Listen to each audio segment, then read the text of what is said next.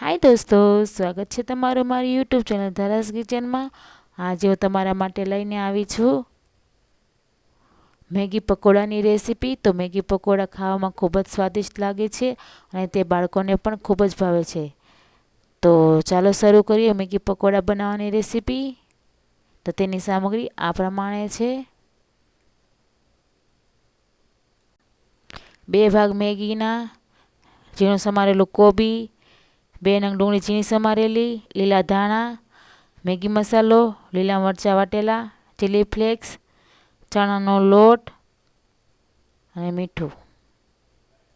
હવે જે આપણે 2 ભાગ મેગીના લીધા હતા તેને આવી રીતના આપણે ભૂકો કરી લઈએ। તો તમે જોઈ શકો છો આ ભૂકો થઈ ગયો છે। તેને હવે આપણે બાફી લેશું। મેગી માટે પાણી ગરમ કરવા મૂક્યું હતું, તે પાણી ગરમ થઈ ગયું છે। તેની અંદર હવે આપણે આ મેગી ઉમેરી દઈએ। તો મેગીને આપણે 1 મિનિટ સુધી આપણે બાફી લેશું। તેને આપણે બહુ નથી બાફવાની। તો 1 મિનિટ થઈ ગઈ છે, ચાલો ચેક કરી લઈએ। મેગી સારી રીતના બફાઈ ગઈ છે। તેમાંથી હવે આપણે પાણી નિતારી લઈએ અને તેને એક પ્લેટમાં કાઢી લઈએ। તેને આપણે 10 મિનિટ માટે ઠરવા દેશું। હવે એક બાઉલ લીધું છે, તેની અંદર આપણે ઝીણું સમારેલું કોબી હતું તે ઉમેરી દઈએ। 2 નંગ જે ઝીણી સમારેલી ડુંગળી હતી તે પણ ઉમેરી દઈએ। 1 કપ લીલા ધાણા, 2 ચમચી મેગી મસાલો, સ્વાદ પ્રમાણે મીઠું, 1 ચમચી ચીલી ફ્લેક્સ, 1 ચમચી વાટેલા મરચાં, જે મેગી બાફી હતી તે પણ ઉમેરી દઈએ।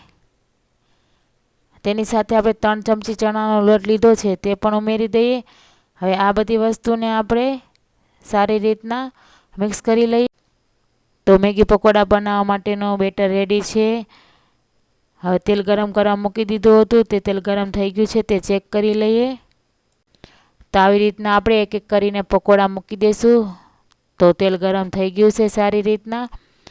હવે આપણે આ પકોડાને હાઈ મીડિયમ ફ્લેમ પર તળીશું। તો એકવાર ખતના જેટલી વાર પકોડા સામે તેટલા જ આપણે આ કડાઈમાં મૂકીશું।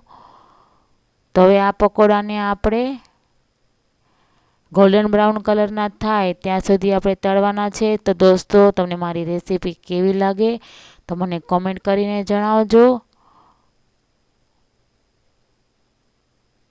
તો એક સાઈડ પકોડા તળાઈ ગયા છે, તેને આપણે બીજી સાઈડ ફેરવી લેશું અને બીજી સાઈડ પણ આપણે તળી લેશું।